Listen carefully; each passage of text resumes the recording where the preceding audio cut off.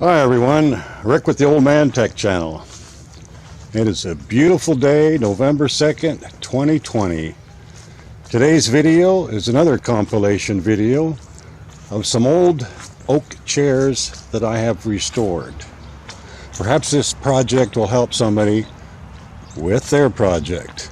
And yes, you can do it. Wooden chairs here. They're solid oak. Always been a little fascinated with antique furniture. I am no antique refinisher professional by any means, but I've had these pigeonholed in my basement for about 25 years, and I thought they'd go nicely with my dining table that you may see in another video. I got some progress going here. Had some loose joints, so I took it apart and put a little Gorilla Glue on them, clamped them up, as you can see. The other three chairs here turned out to be fairly solid on their own, so I don't think I'll have to do anything with them. I got some spots where the veneer was missing, and I filled them, and I'm going to stain them after I sand them down a little bit, rather than try and splice in some veneer that wouldn't match anyway. And here's the seats that they had on them. Now, I've seen videos of people, putting it back together like this and sewing in the strings and all that. And I think I'm just going to say, heck with that and go the easy route. What I did on these pieces you saw, like I said, I was just going to trace around this, which I did. And then I marked in 1/16 of an inch all the way around to undercut that a little bit more to allow for the vinyl fabric I'm going to be using, which I'm pretty sure is going to be thicker than the fabric that was on there. I want to make sure that these all sit down into the frame of the seat. So we'll commence with the cutting now.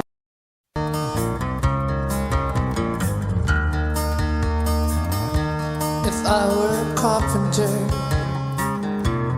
you were a lady, would you marry me anyway? Yeah, we got that piece out, cut out, like I say, a 1/16 under, and you want to leave that second line that you make on the inside.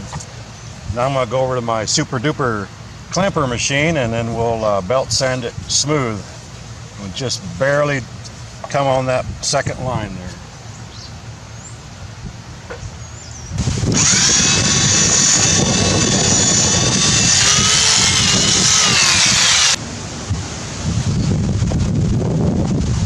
Okay, pretty windy out here today. I hope this doesn't show up on the soundtrack, but anyway, the next step is I'm going to drill 5 holes, one in the center, about 3 inches out.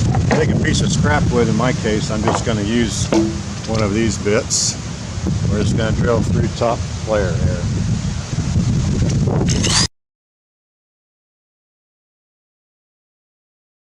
Try not to go into the picnic table like I did. Some of these holes on the back side are a little rough, as you can see, so I'm going to take one of these little reamer tools and knock some of that out of there. We don't want some splinter over time working its way up, sticking somebody in the butt. So here we go.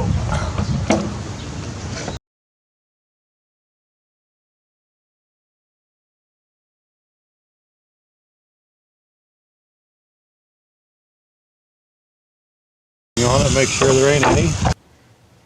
And there they are in their respective chairs. Now we can get on to the business of starting to recover them. Right now we're ready to put the foam on the back, on the bottom pieces that I made on the little bit earlier. You noticed I did go ahead and stain the bottom, so I didn't have to fool with that later. So make sure you got your top pointing up. Take your foam, make sure it's big enough. Set this on top there. Get it even on the front and the sides. Take you a marker, Sharpie, whatever you got. Just mark around that.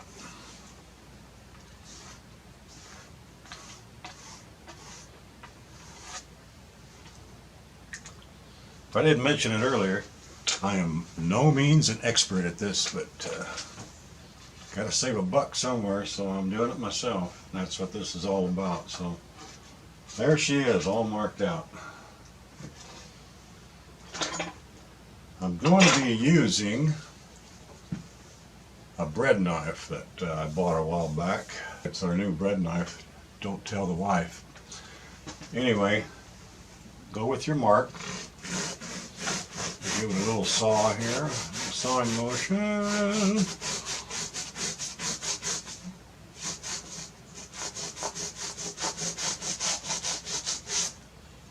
Trim that off there.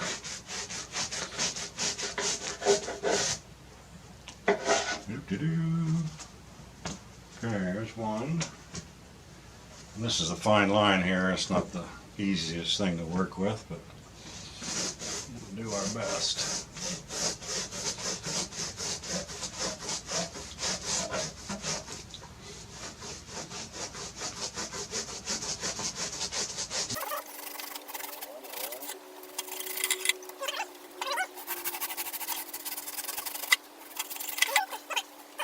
Next thing you want to do is cut like a 45 degree angle on here. Just kind of, this is 2-inch foam, so we figure about an inch across the top, an inch on the edge. Should be about 45.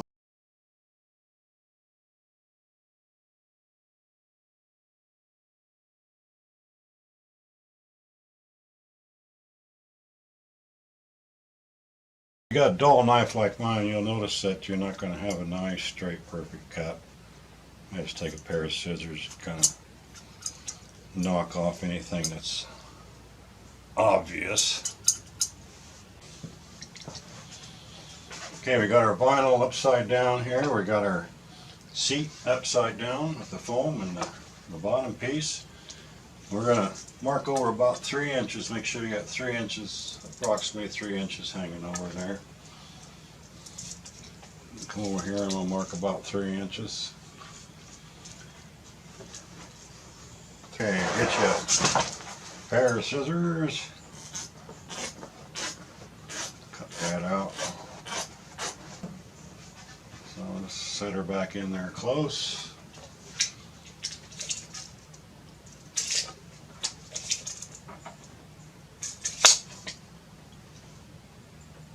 Try and get your 3 inches back like you marked it. Alright, here's our clamping system. Anyway, 4x4. Got a 1x4 up here, some screws in it, hold it to the 4x4, and of course a couple bar clamps on each side. She ain't pretty, but she works. Don't think it wasn't a booger putting these clamps on by myself. Anyway, we've got her foam compressed. It was 2-inch foam, and this bottom is 3/4. So we'll figure half of that foam is 1 inch, and then plus 3/4, so yeah, should have about 1 3/4, which is what I got on my compression.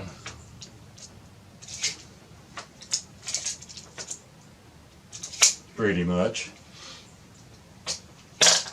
So then, got a little electric stapler here. Bring her up a little snug.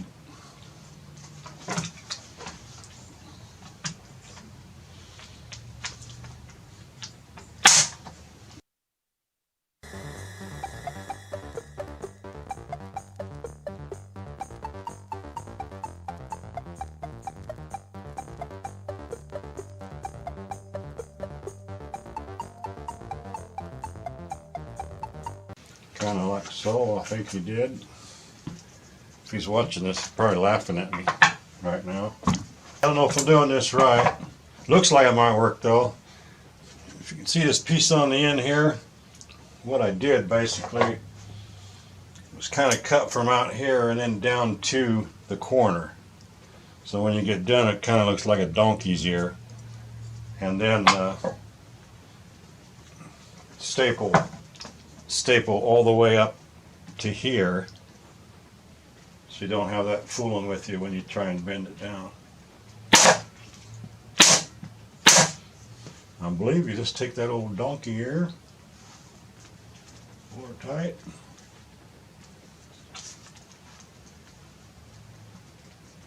Stretch her, pull her over.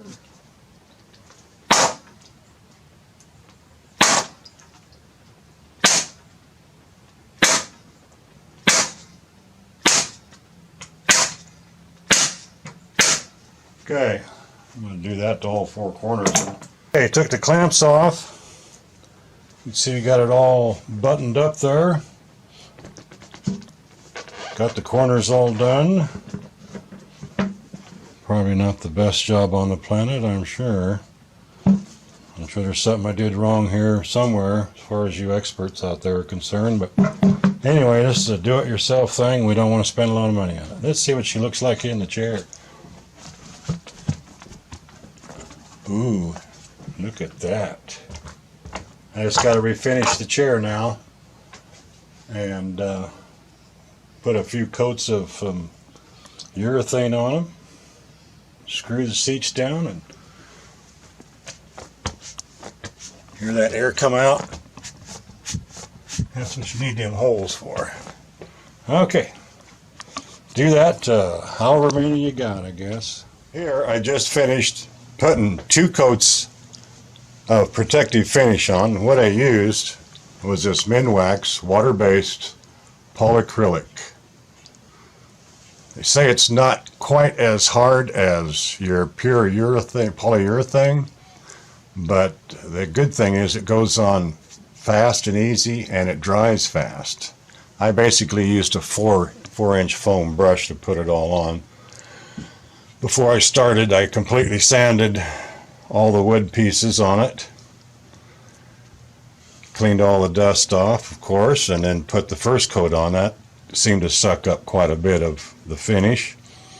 And then the second one, of course, didn't hardly take any finish at all. I put the second coat on. But turned out pretty good.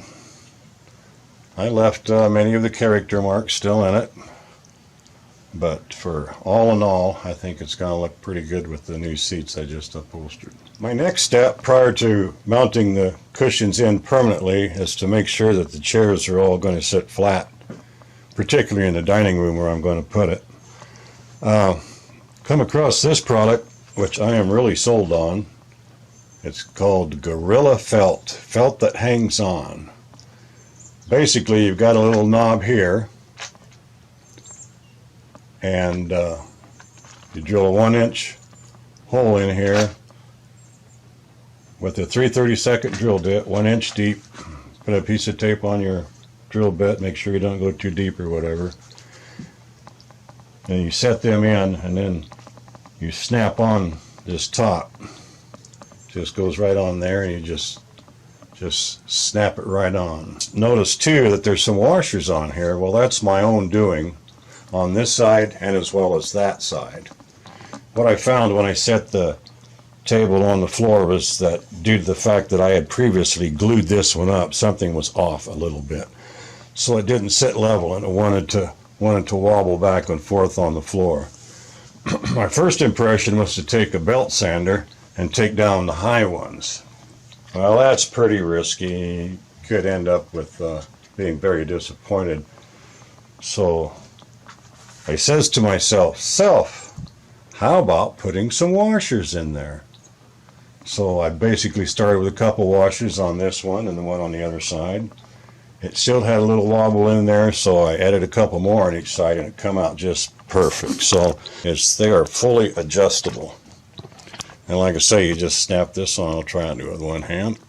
There she is. And if your floor is uneven or whatever, it's gonna conform to your floor. So really happy with that system. I'll show you how I put them in. Here are some supplies and tools you're going to need. Got a drill already set up with the 3/32 drill bit and a tape at about the 1 inch mark, and another one, of course, with the number 2 Phillips. Here's the pads we're going to be putting on, And doesn't hurt to have a little ball of beeswax. I happened to have this when I was a cabinet maker many moons ago. Many moons. Particularly going into hardwood like oak. Just scrape it across there, get a little beeswax on it, and it goes in nice and smooth. I've already taken the liberty to mark the bottom of these legs, basically on these square legs. Just make an X right in the center. Down here there's a slight flat spot on it, but not very much. So I kind of came in at 3/4 of an inch because this is 1.5 inches, made a center mark. And then I made another mark about on the center of this, but when I drill, I'm going to drill up at an angle a little bit. Because these legs have a little bump out, I don't want to go straight up and create a weak spot. So I'm going to go into this part of it up in here. So let's get on to that. Take our drill. Drill in. Get on my center mark. Eyeball it. And get back into the meat of the wood there when it goes up. Same way on this side.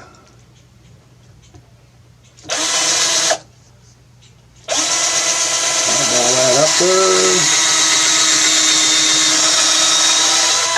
There's that. Then we take our screws and our beeswax. I'm just going to drag it across each one of them.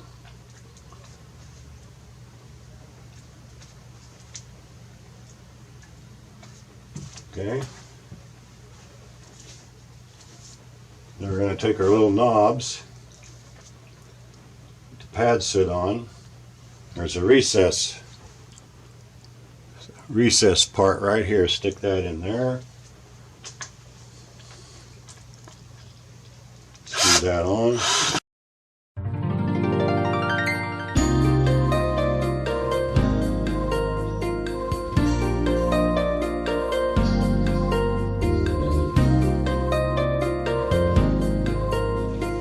Pads, snap them on, set them over the ball.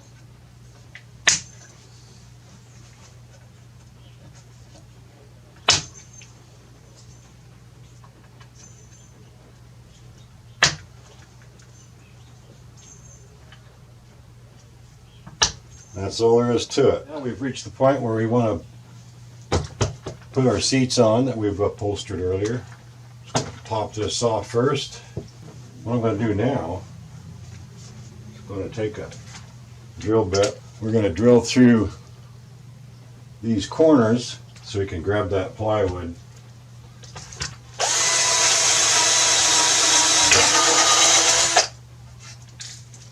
We want to check the screw that we're going to use, which is a 1.5 inch pan head screw.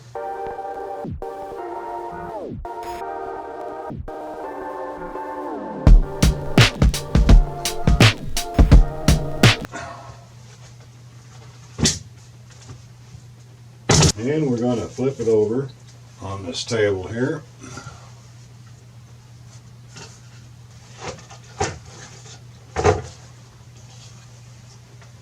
There. Make the pilot hole, of course, smaller than the screw you're using. Take the 1.5 inch pan head screw. Put a little washer on the end of it. Just so we got a little bit more support for the screw head. It is.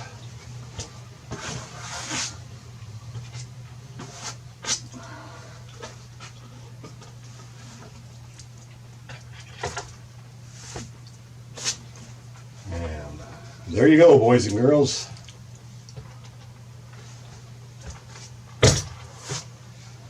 Got her done.